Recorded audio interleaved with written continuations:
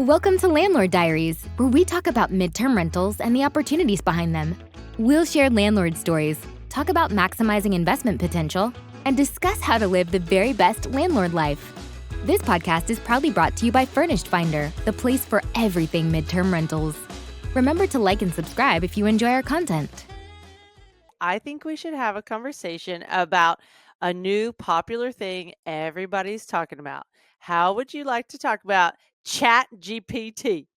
Yeah, let's talk about it. For those of you who don't know, ChatGPT is this, it's an AI software. It's free to access that you can use to essentially create content, right? Right. You can ask it questions. You can ask it to create articles for you. You can do all of this stuff. So I feel like everybody in every sector of business of any type is trying to figure out, okay, what is this tool? How do I use it? What do I need to be aware of?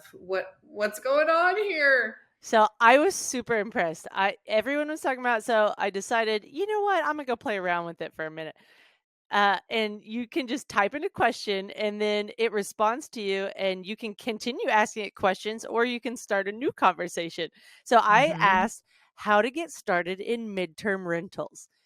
And every time ChatGPT formulates a response, I'm like, wow, that sounds good. I'm gonna have to start using some of those pieces of it. So, in general, one thing that it said that explained really well is that midterm rentals typically refer to rental durations that are longer than traditional short-term rentals, such as vacation rentals, but shorter than long-term rentals, such as annual leases.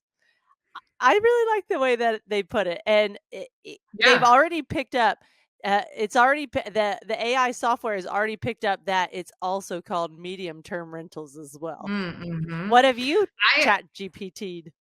I've been fiddling with it too. As everyone knows, I'm the marketing director, so this is right up my alley. And a couple of things that I find interesting about it is it feels like kind of an aggregator of Google information, right? Right. Everything you just said, you could get on Google, but it kind of puts the pieces together for you. Now, from a marketing perspective, and this is going to be really important for all of our property owners here who are marketing their property on Furnished Finder, the one thing that it's not going to be able to do is be a human, right? When we're talking about AI, we're talking about artificial intelligence. So the thing that it's going to always struggle to do is to have that personality and the zest and the finesse and kind of all those things. So those types of things in your property descriptions and everything are going to become really important, right? But it is a really great way where if you have a question about midterm rentals, pop on and ask it. And then go verify it somewhere because it's still AI. Yeah. Kelly, this is so funny because you and I were talking about headshots the other week. Yes. Oh my gosh, this is hilarious because people have probably seen these floating around where you can get AI headshots. Okay. Now, I work remotely. This is my home office. I pretty much only even look presentable on the days that we're recording. So when I'm sitting there thinking, I need new headshots, I'm like, oh my gosh, I'm going to have to find something to wear. I'm going to have to do my hair and makeup. I'm going to have to find a studio. And I'm like, no, let's try this. It was like $15. So let's try it. Like I try it. It gives you like 40 pictures or something. I would say 10 of them are usable. Right? That sounds about right. It passes me as long as you don't blow it up too big. So I think about ChatGPT very similar to the AI headshots. If you're looking at it from a thumbnail, it can pass. And I'm like, great. For that purpose, I'm all in. Yeah. If you're going to put this on a billboard or you're going to have 1 million people looking at it, let's get a real one done. Yeah. But it's cool. It's going to be really interesting to see what happens with tools like that. For sure.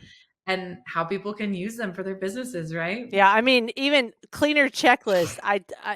If you listen to the show enough, you know that's something that I want to improve on is my flip days. And so I put in cleaner checklist. I was like, Wow, this is a really good list. Right. Boom. Not only did Done. it focus on like the daily tasks, it built in those annual tasks and what you should do quarterly, like seasonal tasks. Like, ooh, wow, this Yeah. is a good list.